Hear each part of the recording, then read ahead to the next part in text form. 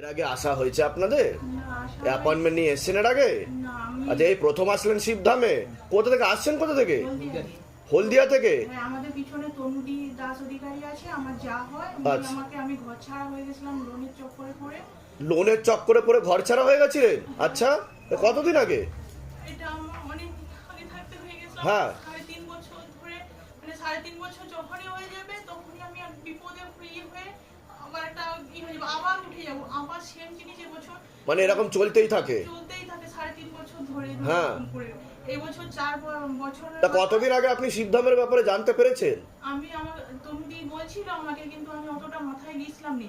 যখন ঘর ছাড়া হয়ে গেছিলাম, ওই তনুদি আমাকে বুঝি ফোনের মাধ্যমে করে তো এখন যারাই ঘর ছাড়া করে দিয়েছিল তারাই এখন আমাকে ঘর ঘুরিয়ে নিয়ে আসছে, বা তনুদিও ঘর। তার জন্য কি আপনি ধামের প্রার্থনা করেছেন, মহামন্ত্র জপ করেছেন, ছবিও প্রতিষ্ঠা করেছেন? বাহ বাহ বাহ, আমি আপনাকে দেখতেও পাই মন্তর, বাহ বাহ বাহ বাহ। কি বলে শুধু আমি কিছু বুঝতে পারিনি। আচ্ছা, কোথা থেকে আসছেন? কোথা থেকে? হলদিয়া থাকি। হলদিয়ায় থাকেন?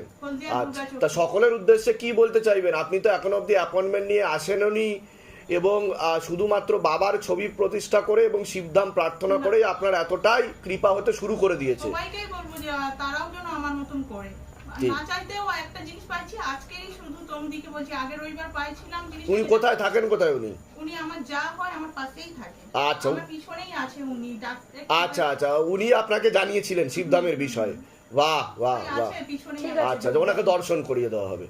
আচ্ছা, ধামের তরফ থেকে অনেক অনেক আশীর্বাদ, সুস্থ থাকুন, ভালো থাকুন। তা সকলের উদ্দেশ্যে আপনি কি বলবেন? সকল ভক্তগণ এখনো অবধি অনেকেই আছে যে ধামে এসে পৌঁছাতে পারেনি, বা তারা ধামের ছবি প্রতিষ্ঠা করেনি বা মহামন্ত্র জপ করেনি।